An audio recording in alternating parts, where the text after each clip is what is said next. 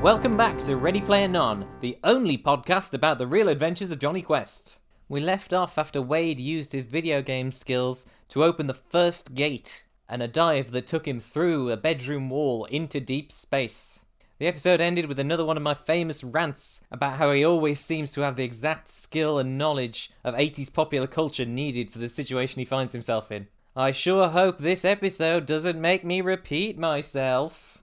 I found myself standing in an old video arcade playing Galaga. The game was already in progress. I had double ships and a score of 41,780 points. God damn it! As he reflexively begins to play, he starts to recognize his surroundings. He's in an 80s video game arcade, and, noticing his own reflection in the glass of the cabinet, he realizes he's Matthew Broderick's character in the movie War Games. I'd spent years wondering what challenges awaited me inside the first gate. Never once had I imagined this, but I probably should have. War Games had been one of Halliday's all-time favourite movies. Pause for effect. Which is why I had watched it over 36 times. That was a really good intro, huh? As in the first scene of the movie, a digital watch beeps in Wade's pocket. When he tries to silence the alarm, a warning flashes up in the centre of his display. David, you're going to be late for school. He pulls up his Oasis map and discovers that while he's still in a virtual world, he's off the map. When I'd stepped into the gate, it had transported my avatar into a standalone simulation, a virtual location separate from the Oasis. It seemed that the only way I could get back would be to clear the gate by completing the quest. A character from the movie, a young boy named Howie, approaches Wade and says, "Hi, David." In the film, Matthew Broderick's character hands his Galaga game off to Howie when he rushes off to school. "Hi, David," the boy repeated in the same exact tone. As he spoke this time, his words also appeared as text, superimposed across the bottom of my display like subtitles. Below this, flashing red, were the words, "Final dialogue warning." I experienced something similar when I noticed people are speaking to me as well. It occurs to Wade that his quest is to play through the movie, reenacting it beat for beat. But there's no tension at all. Because, of course, I'd seen War Games so many times that I knew the entire film by heart.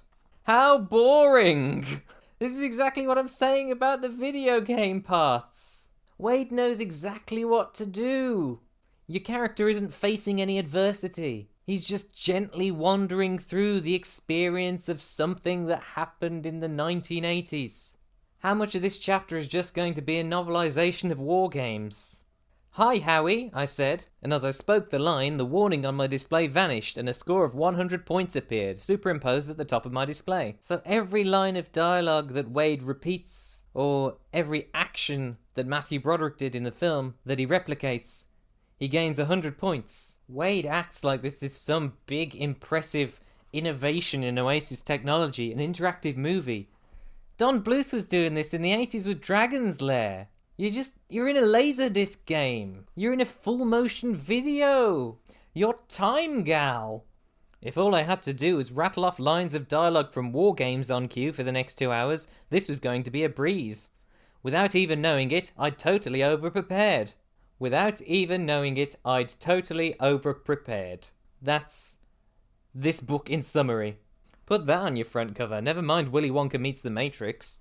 We're spared having a full reenactment of the entirety of War Games. So instead, Wade explains to us how this actually worked.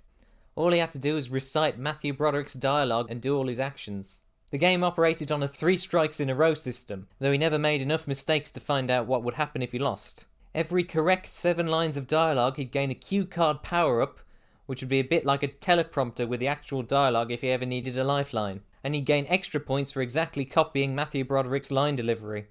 During scenes that didn't involve my character, the simulation cut to a passive third-person perspective, and all I had to do was sit back and watch things play out, sort of like watching a cutscene in an old video game.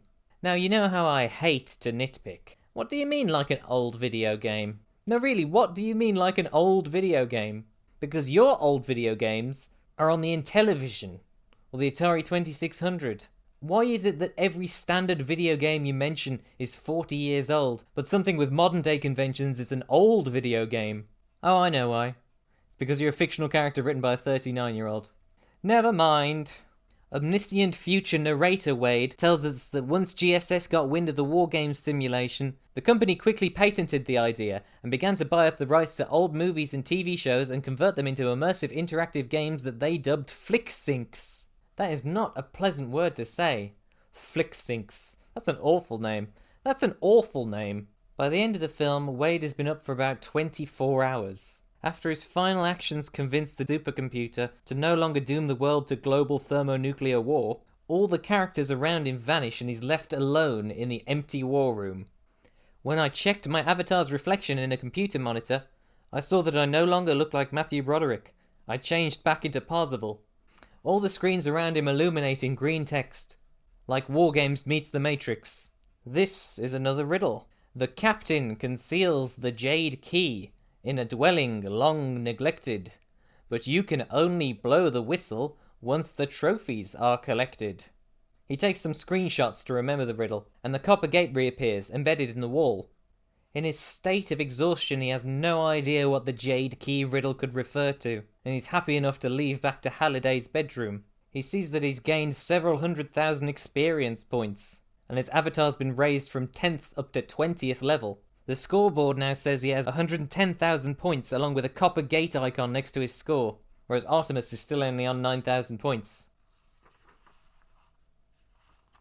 Huh?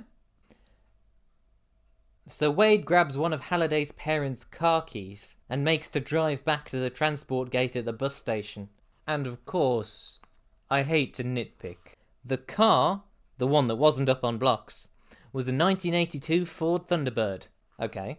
But 11 pages ago you said there were 2 late 70s Ford sedans. So which is it, Ernest Cline?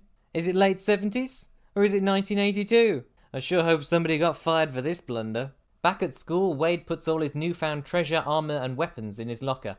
It occurs to me that there was a dramatic reason for Wade not being able to use the name Parzival while on school grounds. The moniker Wade 3 will keep him incognito, now that Parzival has become an overnight celebrity. He logs out of the Oasis and pulls off his visor at 6:17 a.m. He curls up in his sleeping bag and nods off while wondering about the new riddle.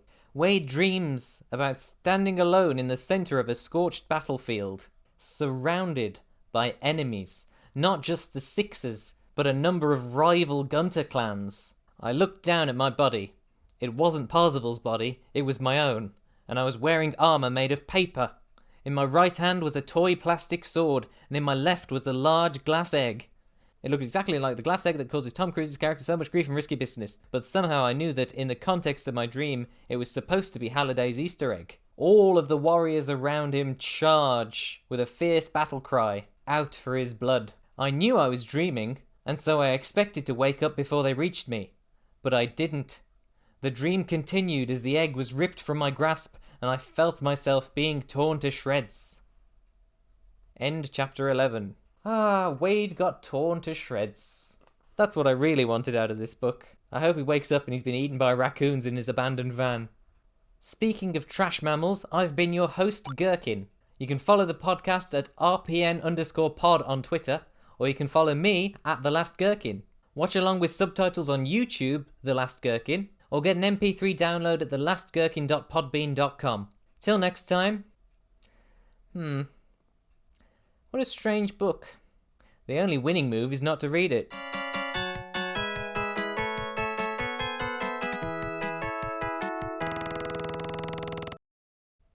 My favourite cat's on the garden.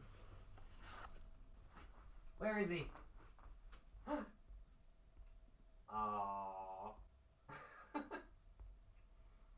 He's rubbing up the hydrangea. It's his favourite. What a good boy. Where was I?